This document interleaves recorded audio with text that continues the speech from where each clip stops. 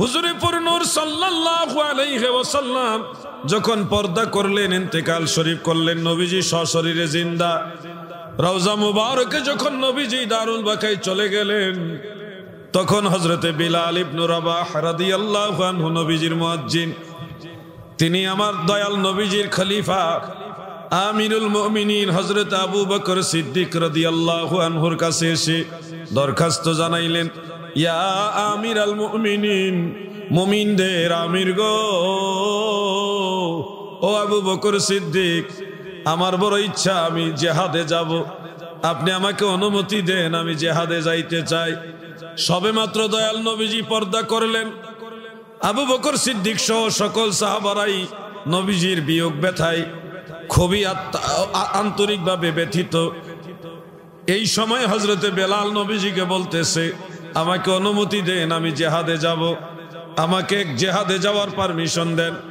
আবু বকর সিদ্দিক বলল, কেন গো বিলাল, নবীজি পর্দা করেছেন, এই সময় তুমি কেন জিহাদে যাইতে চাও? হযরতে বেলাল বলে, আবু বকর, আমি বিলাল আল্লাহর রাসূলের জবানে শুনেছি, দয়াল নবীজি বলেছেন একজন মুমিনের জীবনে সবচেয়ে বড় আমল হলো জিহাদ ফি সাবিলিল্লাহ, আল্লাহর রাস্তায় জিহাদ করা একজন মুমিনের জন্য সবচেয়ে বড় আমল। আমি বেলাল আল্লাহর রাসূলের জবান মোবারক এই কথাটা শুনেছি, এই জন্য আমার ইচ্ছা, নবীজি পর্দা করেছেন, আমিও দয়াল নবীজির সেই হুকুম নির্দেশনা বাস্তবায়ন করে জিহাদ করে করে আমিও শাহাদাতের পেয়ালা পান করব, আপনি আমাকে অনুমতি দেন। আবু বকর সিদ্দিক বলে, বিলাল, নবীজি পর্দা করেছেন, এই সময় তুমিও যদি আমার কাছ থেকে চলে যাও, তোমার অনুপস্থিতি আমি সহ্য করে নিতে পারবো না। একদিকে দয়াল নবী ফিজিক্যালি আমার কাছ থেকে পর্দা করেছেন, আর একদিকে তুমি নবীজির মুয়াজ্জিন, তুমিও যদি চলে যাও, আমি আবু বকর কাকে নিয়ে মদিনায় থাকবো? আমি তো সহ্য করতে পারবো না, তোমার অনুপস্থিতিটা আমার কষ্টের কারণ হবে। বেলাল, আমি আমিরুল মুমিনিন হিসেবে তোমাকে নির্দেশ দিলাম, তুমি আমার কাছেই থাকবে। সুবহানাল্লাহ। হযরতে বেলাল কোনো উপায় না দেখে তিনি মদিনা শরীফে অবস্থান করলেন। তাবাকাতুল কুবরা কিতাবের মধ্যে ইমাম মুহাম্মদ ইবনে সাদ রাহমাতুল্লাহ আলাইহি তিনি এই হাদিসটা উল্লেখ করেছেন। আমি যেভাবে বলেছি এইভাবেই ওই কিতাবে উল্লেখ রয়েছে। এমনকি ইমাম যাহাবী রাহমাতুল্লাহ আলাইহি সিয়ারু আলামিন নুবালার মধ্যেও এইভাবে ঘটনাটা উল্লেখ করেছেন।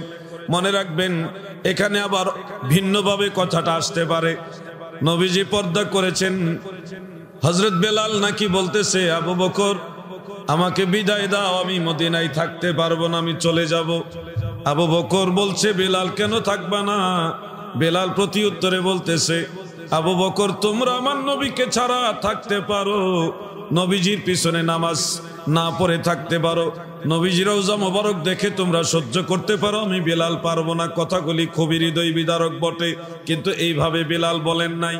বেলাল রাদিয়াল্লাহু আনহু এইভাবে কথা বলতেও পারে না, কারণ যদি বলা হয়, আবু বকর, তুমি আমার নবীজি সারা নামাজ পড়তে পারো, নবীজির রওজা মোবারক দেখে তোমরা টিকে থাকতে পারো, আমি পারবো না, তার মানে বোঝা যায় আবু বকর, হযরত উমর, হযরত উসমান, হযরত আলী রাদিয়াল্লাহু আনহুম ওনাদের চাইতে বেশি আশেক হলো হযরত বেলাল। অন্য সাহাবীদের ছোট করা হয় কখনোই না, সব সাহাবারাই নবীজির আশেক, সমস্ত সাহাবারাই নবীজির আশেক, কোনো সন্দেহ নাই। কিন্তু ওই ধরনের কথাটা হযরত বেলাল সিদ্দিক আকবরকে বলবে, ফারুক আজমকে বলবে, মাওলা আলীকে বলবে, ওসমান জুন্নুরাইনকে বলবে, এইভাবে কথাটা যায় না। অরিজিনাল ঘটনা হলো, বেলাল রাদিয়াল্লাহু আনহু বলেছিলেন, হে আবু বকর, আমাকে অনুমতি দেন, আমি জিহাদে যাব।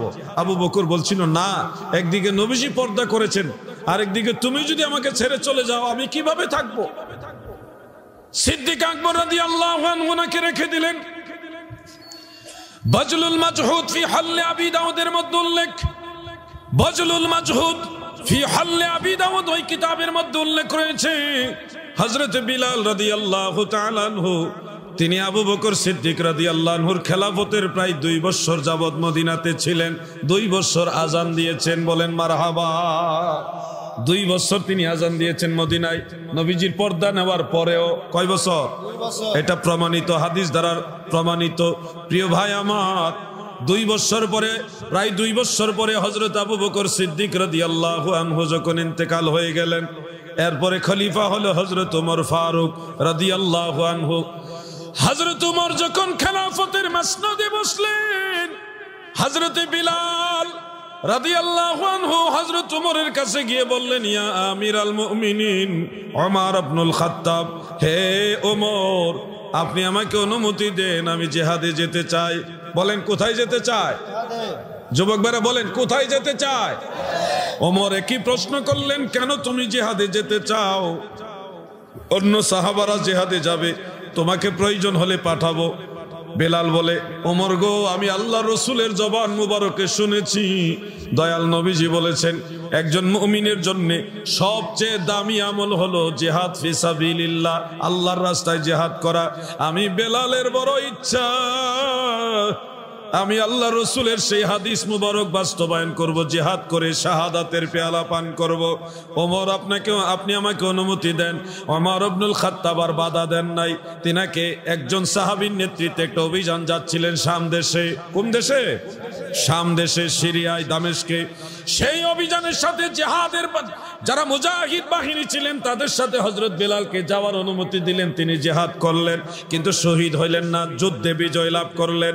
ওইখানে যুদ্ধ করতে করতে করতে করতে তিনি সিরিয়ার রাজধানী দামেস্কে রয়ে গেলেন। সেই দামেস্কেই তিনি একটা মহামারীতে আক্রান্ত হইলেন। করোনা ভাইরাস একটা মহামারী ছিল না, ওই সময় একটা এরকম মহামারী আসছিল। সেই মহামারীতে আক্রান্ত হয়ে তিনি শহীদ হয়েছেন। ইন্না লিল্লাহি ওয়া ইন্না ইলাইহি রাজিউন। মানে কাফেরের হাতে উনি শহীদ হন নাই, মহামারীতে আল্লাহ তাআলা ওনার শহীদ ওনাকে ঠিকই বানাইছে। ওনার যে মনের চাওয়া যে আমি শহীদ হব, আমি শাহাদাতের মৃত্যু চাই, ওনার চাওয়াটা আল্লাহ পূরণ করছে, ভিন্নভাবে করছে। আবার যুদ্ধও করাইছে, কাফেরের বিরুদ্ধে যুদ্ধ করাইছে, কিন্তু কাফের হাতে ওনাকে শহীদ মৃত্যু দেন নাই, ওনাকে মহামারীর মাধ্যমে ইন্তেকাল দিয়েছেন। আল্লাহ পাকের অশেষ দয়ায় আমি সেই সিরিয়ায় দামেস্কে বাবু সগীরের মধ্যে যে কবরস্থান আছে, বিশাল বড় কবরস্থান, সেখানে হযরত বেলাল রাদিয়াল্লাহু আনহুর মাজার জিয়ারত করার সুযোগ হয়েছে। জিয়ারত করে আসছি। ওনার মাজার শরীফের কাছে গেলে কেমন যেন একটা ব্যতিক্রম ধর্মী শান্তির বাতাস পাওয়া যায় এবং দয়াল নবীজির পরশ পাওয়া যায়। সাহাবাই কেরাম যে আল্লাহ রসুলকে ভালোবাসতেন, ওনাদের মাজার শরীফের আশেপাশে যখন গেছি তখনই মনের মধ্যে কেমন একটা একদিকে ভয় আর একদিকে শান্তি পাইছি। ভয় যে যদি কোনো বেয়াদবি হয় তাহলে আল্লাহ রসুল কষ্ট পাবে, আর শান্তি হলো আর যাই হোক নবীজির সাথে যারা ছিল, দয়াল নবীর যারা সাহাবী, তাদের কদমের কিনারে চলে আসছি। আশা করি তিনারা আমাদেরকে ফেলে কোথাও যাবেন না, দয়াল নবীজির সাথে আমাদেরকে নিয়ে যাবেন। এই আশা এবং ভয় দুইটা নিয়ে সাহাবাই কেরামের জিয়ারত করেছি। প্রিয় ভাই আমার, হযরত বেলাল রাদিয়াল্লাহু আনহু তিনি সিরিয়াতে ছিলেন। সিরিয়া মানে শাম দেশটা অনেক বড়, জর্ডান, সিরিয়া, দামেস্ক এবং এইদিকে এই একটা বিশাল অংশ মিলে হলো শাম দেশ। এখন জর্ডান আলাদা হয়েছে, সিরিয়া হয়েছে আলাদা। হযরত উমরের জামানায় বাইতুল মুকাদ্দাস বিজয় হয়েছিল। বাইতুল মুকাদ্দাস, মসজিদুল আকসা হযরত উমর রাদিয়াল্লাহু আনহুর জামানায় বিজয় হয়েছিল। ওই সময় হযরত উমরের সাথে হযরত বেলাল রাদিয়াল্লাহু আনহু সেই বিজয়ের সময় মসজিদুল আকসা গিয়েছিলেন। ওই দিনও হযরত উমরের অনুরোধে হযরত বেলাল আজান দিয়েছিলেন। এর মাঝে বেলাল রাদিয়াল্লাহু আনহু শাহাদাত বরণের পূর্বে একদিন বিছানার মধ্যে ঘুমিয়ে আছেন। তারিখ ইবনে আসাকিরের মধ্যে যাইয়াত সনদে হাদিসটা উল্লেখ রয়েছে। স্বপ্নের ভিতরে আল্লাহর হাবিব যাইয়া বিলালকে বললেন, বেলাল গো, মা হাযিহি যাফওয়াতু ইয়া বিলাল, এটা কেমন জুলুম করছো বিলাল আমার, এটা কেমন জুলুম করছো? এখনো কি তোমার আমি রাসূলুল্লাহর জিয়ারতের সময় হয়নি? তুমি কি এখনো আমার জিয়ারতে আসবে না? হযরত বিলালকে স্বপ্নে যুগে আল্লাহ রাসূল যে এই কথাগুলি বললেন, বিলাল রাদিয়াল্লাহু আনহু ঘুম ভাঙ্গার পরে জাগ্রত হয়ে আর বিলম্ব করলেন না। সাথে সাথে সিরিয়া থেকে, শাম দেশ থেকে বাহনের উপরে উঠে হযরত বিলাল রাদিয়াল্লাহু আনহু তিনি তাৎক্ষণিক মদিনা শরীফের উদ্দেশ্যে রওনা দিলেন। মদিনায় রওজা মুবারকের কিনারে এসে তিনি কপাল মুবারক ঘেঁষায় ঘেঁষায় কেঁদেছেন, আমার নবীজিকে সালাতু সালাম দিয়েছেন। ইতিমধ্যে অনেক সাহাবারা জড়ো হয়ে গেছে, এমনকি অনেকে অনুরোধ করতেছে, বেলাল অনেক দিন পরে মদিনায় আসছেন, আমাদের বড় মনে চায় আপনার আজান শুনতে। আপনার আজান আমার দয়াল নবীজি শুনেছে, আপনার আজান সমস্ত মদিনাবাসী শুনেছে। বহুদিন হয় বেলাল আপনার আজানের আওয়াজ আমরা শুনতে পাচ্ছি না। বেলাল আপনি যদি আজান দেন। হযরত বেলাল প্রথম অনীহা প্রকাশ করলেও হযরত হাসান এবং ইমাম হুসাইন রাদিয়াল্লাহু আনহুমা তিনাদের অনুরোধে বেলাল ইবনে রাবাহ রাদিয়াল্লাহু আনহু আজান দেওয়ার জন্য দাঁড়ালেন। মিজানের মধ্যে অর্থাৎ মিনারের উপরে হযরত বেলাল যখন আজান দিলেন, আল্লাহু আকবার আল্লাহু আকবার বলে যখন হযরত বিলাল আজান দিল, মদিনার আবাল বৃদ্ধা বনিতা, শিশু কিশোর নারী পুরুষ মদিনাবাসী সবাই বিলালের আওয়াজ শুনে ঘর থেকে বের হয়ে চিৎকার মেরে কেঁদে কেঁদে বলে, বেলাল আজান দিয়েছে, মনে হয় আমার নবী দুনিয়াতে আবার আসছে।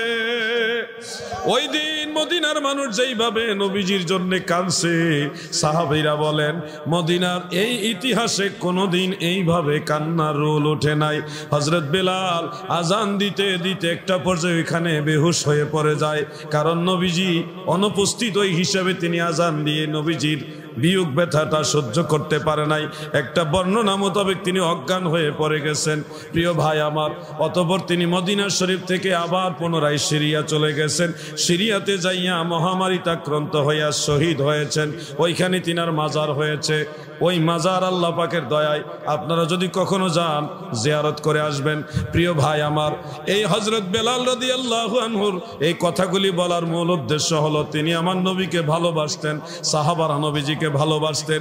এই ভালোবাসার উদাহরণ শুধুমাত্র তিনাদের উদাহরণ তিনাদেরকে দিয়ে হবে, উনাদের ভালোবাসার ধারে কাছে আমরা যেতে পারবো না।